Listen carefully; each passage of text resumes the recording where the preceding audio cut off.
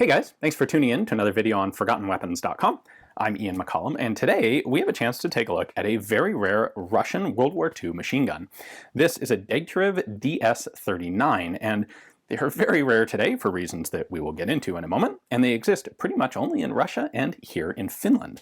So the origin of this gun goes back to the late 1920s, when the Soviet Union decided to implement a program for a universal machine gun. Now, the people most famous for adopting a universal machine gun were, of course, the Germans in World War II with the MG-34 and the MG-42, and the concept was a machine gun that could serve multiple different major roles. It could be vehicle mounted, it could serve as an anti-aircraft gun, it could be tripod mounted for the infantry, and it could be bipod mounted and carried by a small two-man machine gun team. Now, the DS-39 would fulfill, in theory, 3 of these roles. It was never set up to be a bipod mounted gun, but it was air-cooled instead of water-cooled, like the Maxim that was in Russian service at the time. It was set up with its own tripod, a relatively lightweight, compact tripod by the standards of the 1920s. If you look at Maxim and Vickers gun tripods, they're substantially more elaborate and heavier than this. And this actually had, by the time it was put into production, it had a dual rate of fire system where it could shoot either 600 rounds per minute for infantry use, configured like this, or 1,200 rounds per minute for anti-aircraft use, where you want a higher rate of fire. At any rate, the first prototype of this was delivered by Degtyarev in 1930, and mechanically the gun borrowed a lot from his DP-27 pan-fed light machine gun.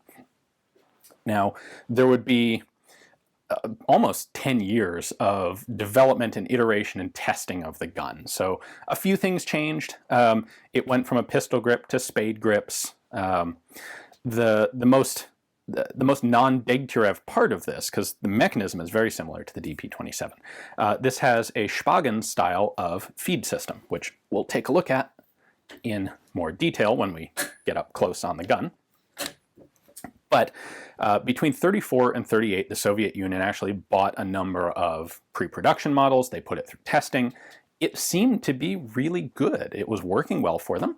And so it was formally adopted in 1939, went into production in June of 1940, which means it was in production in time to be equipping troops that were going into Finland in what became the Winter War. Finland would capture a bunch of these during the Winter War. And before we talk about why this is such a rare gun today, let's go ahead and pull it apart and show you how it actually works on the inside. All right, we'll look at a couple parts here, bit by bit. We'll start with the top cover. We have a spring-loaded lever right there that allows us to pop this open. Like I said, this is a Shpagin type feed mechanism, very similar to what you would have in the DSHK, also developed by Shpagin. So when the gun is fired, you have a round in this claw here. The action is going to open. That's going to pull this cartridge out of the belt, which will be sitting right there. And we have sort of a rotational feed mechanism. You can see that this pawl rotates up. We have another set of feed pawls right here. So this is your belt release. If you need to get the belt out, you have these 2 hooks right here that can be, you can depress this, lift those hooks up, get the belt back out. So the one last element of the feed system is a cartridge is grabbed by the extractor claws right here, but then it has to be pushed down to the firing pin position. And that is done by this angled bar, which is also going to serve as the ejector. It's a little hard to see here, but this has a curved profile to it. And as the bolt travels backwards, this bar pushes the cartridge down, and then in the process kicks there will be an empty cartridge having just fired down here. The top cartridge coming down is going to push the bottom cartridge off, very much like a Maxim gun. The rear sight here is, of course, windage adjustable. This is kind of like a Browning 1917 sight, where adjusting this rotates the entire sight base. And then lifting that sight up gives you graduations out to 2,900 meters. The rear sight itself is a little U-notch there. You can see that the graduations go all the way down to 200 meters. The front sight is an elevation adjustable round post with a nice set of protector wings on it. The trigger mechanism is, of course, a pair of spade grips with a pair of triggers here and here, and it also has a thumb safety on the right side, so you have to lift this up in order to pull the trigger back. On this side, we have a threaded in oiler bottle and brush, and I think this one is still full of grease from the Winter War, so we're going to leave that right where it was. At the back of the grip assembly, we have a recoil buffer here, and that's going to absorb the last bit of energy from the bolt and carrier as they're recoiling. Interestingly, this can be set for two different positions, one when it's locked in and one when it is unlocked and out. Now, the gun has two separate rates of fire, 600 rounds a minute for infantry use, 1200 for anti-aircraft, and that is accessed or changed through two different operations. One of them is changing the position of this buffer. I believe in is the high rate of fire, and out, which provides less spring force on the buffer and thus less energy pushed back into the bolt carrier to go forward.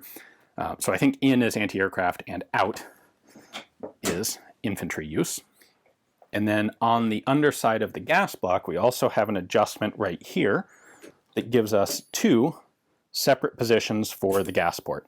And on this one, I'll be honest, I have no idea which is which, but one of those is a large gas port for anti-aircraft use. I suspect it's this one because it would be easier to bump that thing back in, and most of the time you're going to want the lower infantry rate of fire. There is also a pivoting carry handle on the barrel with the somewhat interesting feature that you can actually flip the handle forward or backward, whichever suits you. One of the rather unique features on this is the location of the recoil spring, which almost takes a cue from the Maxim. This tube right here is the mainspring. So I can take this and, in theory, pull it back. There we go. I can pull that out, and you can see our spring in here. And then this cutaway path is for this spring lug right there, which is going to cycle back and forth as the gun operates. So the first step in disassembly is to pull off the recoil spring. The next step is to pull out this cross pin. It's a little locking pin there.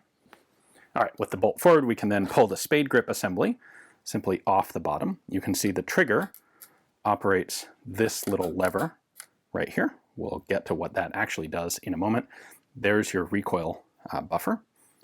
Next up, we remove basically the fire control parts. So the actual trigger mechanism is contained in here, which is also, by the way, the part that contains the rear connection to the tripod. So we'll pull the pin out, and then we can take this, and it's on rails on the bottom of the receiver. We can pull that out, and then using the bolt handle, we can pull the bolt and operating rod out. All right, so here are our main components.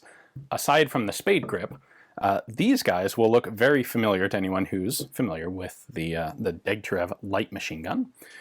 There is no semi-auto functionality on the gun. It is simply safe or full auto. In addition to the thumb safety, there is also a manual safety here. This is set to fire, that's set to safe, and that just simply locks the trigger from working. So the way the trigger actually functions is the bar on the back of the spade grips is going to push up on this, which pulls down on that sear. So pretty simple and very similar to the DP-27. And then again, in the same sort of fashion, we have our operating rod, gas piston at the front, with a bolt back here. There is a hook on the back of the bolt carrier that holds the firing pin extension right there, and this is locked by means of two flaps, which, just like the other Degtyarevs, fall off. So the firing pin is used as the wedge that locks the flaps in place. So when this all goes forward, of course, this hook right here is controlling the firing pin. When it's fully in battery, that pushes forward, which splits these two wedges apart, flaps apart. They lock into recesses in the receiver, and then the gun is able to fire. There is a front portion of the firing pin right there. It is spring-loaded, and at the end of the forward travel of the bolt carrier, that's going to fire. So this fires from an open bolt. We can pull these two out, and then the firing pin extension comes out. You can see we have the two claws for extracting a cartridge from the belt. These have got to be tricky to make. Spring steel that has to be tight enough to hold the cartridge, but loose enough to actually be able to snap over a new cartridge. There is also an accelerator lever here, which is an interesting addition that we don't see on the Degtyarev light guns. And the way this works is, let's see, there we go.